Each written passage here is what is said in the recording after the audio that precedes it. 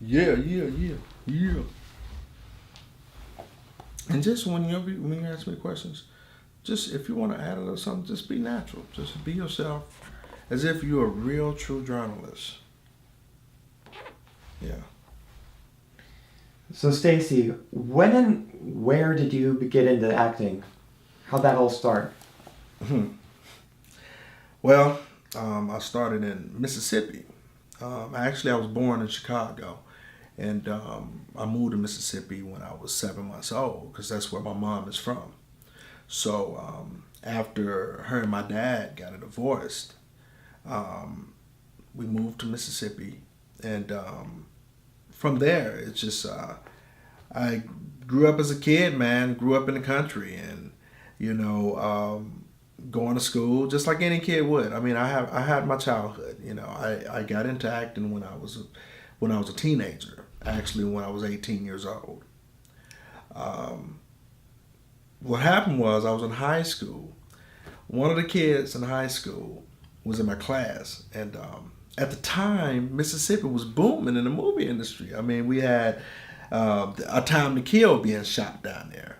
It was a George Schumacher film, and so we had actors, big time actors down there, like that are big now too, like Matthew McConaughey, Samuel Jackson, Kevin Spacey, Sandra Bullock, and she was working as an extra on the film. And what happened was I was in class one day, and she said, "Hey, Stacy, would you like to become an extra on a movie set?" I said, "An extra? But what is an extra?" She said, "Well, the extras are, it's the people that just walk in the background. You ain't got to do nothing, and they're gonna pay you to do it." I said, "Oh," I said, "For real?" She said, "Yeah, for real." She said, "You should go down there. I've been working on there for like 2 weeks now." Because I was like, "Oh, yeah, that's why you haven't been here. That's why you haven't been at school." I was like, "All right, well," I said, "Well, let me try it out." I said, "I'll go down there and see where they choose me." So when I went down there, um, the extras casting director at that time, I didn't even know what that was. I just went down there and showed up. I was like, "Hey, I get a paycheck." I'm like, "Shoot, I don't have a job right now. Let me get a paycheck." You know what I mean? And she said, "They were paying you like $60 a day. You're gonna get overtime. And sometimes I make $100 and some dollars a day." I'm like, "I need that. I'm in high school. Sure. I can help my mom out and help my dad. My stepdad, which is basically my dad. I can help my family out. Yeah. I can have some money in my pocket."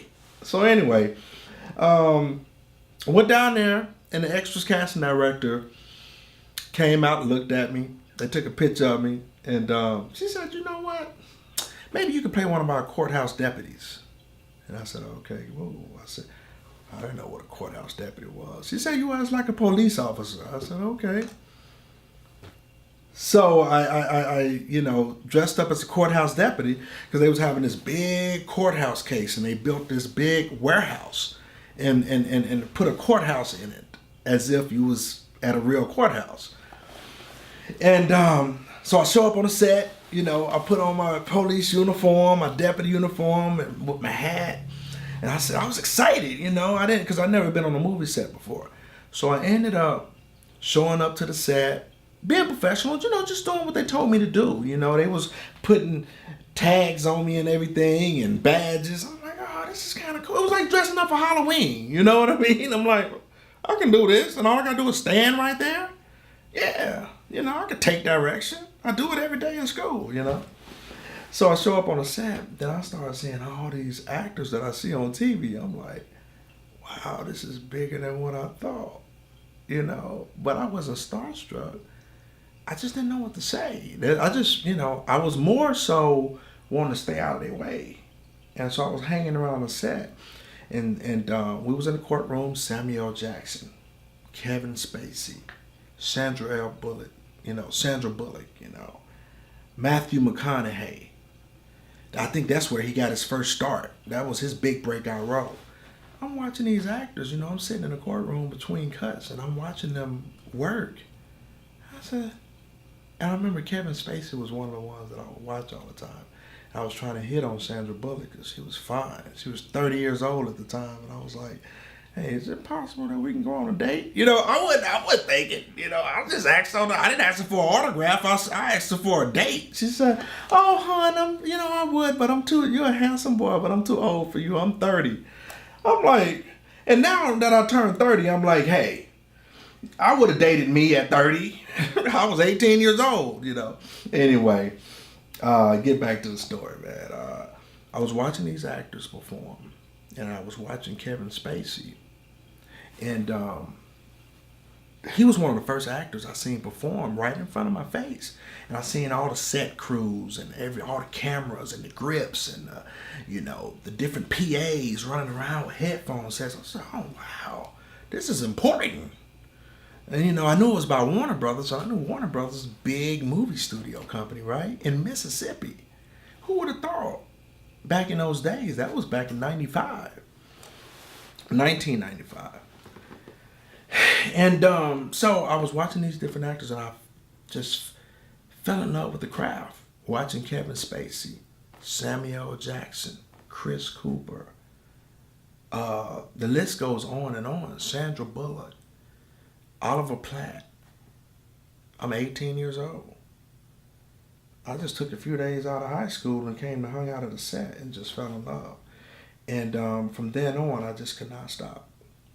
It became an addiction. It was a straight addiction where I would give up anything that I could possibly give up to be an actor. And no matter what, I'd do it for free if I had to, just so I can portray a character, because I said, I can do that. I'm like, what Kevin Spacey just did? He was playing a lawyer at the time. And I was like, yeah, I can do that, man. I can play those characters. So I spent 3 weeks to a month on the set. I was making plenty of money. I was making like $500 a week. You know what I mean? We was on the set all day. We was eating lunch in the extras tent. Then they had the actors tent.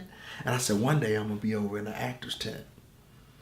All the extras, we all sit together and play cards and stuff between sets, until they call us Anitas. And one of my good friends to this day, Terrence Friedman, I remember he got a speaking role. He was an extra. And then George Schumacher gave him a speaking role as a courthouse deputy. Because everybody wanted a speaking role, because once we felt like, wow, we like this. I wish I can get a speaking role. He ended up getting a speaking role. I was so happy for him. Man. And then later on, after working on Time to Kill, I finally got a speaking role in The Ghost of Mississippi. That's with Alec Baldwin and Whoopi Goldberg and the whole 9 yards, man. And from there, in Mississippi, it just went on from there. And I fell in love with the craft and said, this is what I'm going to do for the rest of my life. And it went on from there. When did you move to LA? Wow, I moved to LA back in, I think it was March of 2000. I think it was March of 2000. Yeah. I moved to LA about March of 2000. It was something to see when I moved out here. But what encouraged me also to move out here is because by that time I had become a stand-up comedian also. Because I moved from Mississippi to Atlanta and I started stand-up. And that was rough getting started. But after I got the hang of it and figured out, wow, I'm funny also. I said, okay, this is another side of me that I know I can tag along and tack with my acting career. So I ended up, after shooting a show called Comic View out here in LA, I fell in love with the city. I fell in love with the palm trees. And it was really the palm trees that I fell in love with, man, and the mountains, and the Hollywood side. Because, after falling in love with actors, I knew all these actors came from Hollywood. And they came to Mississippi to shoot this product, which was a great film. So I said, well, hey, I want to move to LA. So I decided to move to LA back in 2000. How was it when you got out here? Was it hard getting your foot in the door? Was it hard? Was it hard? That's what you're asking me? Wow. I don't even think a 4-letter word can explain how tough and hard it was when I moved out here. When I moved out here back in 2000, it was rough, man. Because, I had this thing where, this overnight success, man, it can happen. Because, I had already been doing stand-up on TV. So I said, well, hey, at least I got a comedy reel. You know what I mean? And even though I'm taking acting classes back in Mississippi, I was like, hey, at least I got something on tape, and I had a headshot, And I was like, hey, I got a headshot and I got a comedy reel. Hey, this is going to be easy. A promoter of a stand-up comedian promoter and manager seen me performing at Red Lobster in Smyrna, Georgia, and referred me to my first agent out here. So I got an agent before I even came out here to Los Angeles. And as soon as I got that agent, I told my family, I said, hey, I'm moving out to LA. I got an agent. So it's all about to work out. I got an agent, because they was behind me, but they was like, well, you about to go all the way out to California just because you got an agent?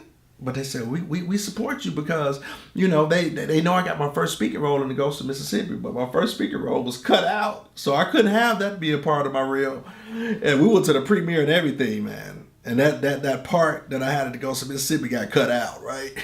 Oh, I cried and everything. My mom went with me. We walked down the red carpet. I had the news come to my house, all that, right? The news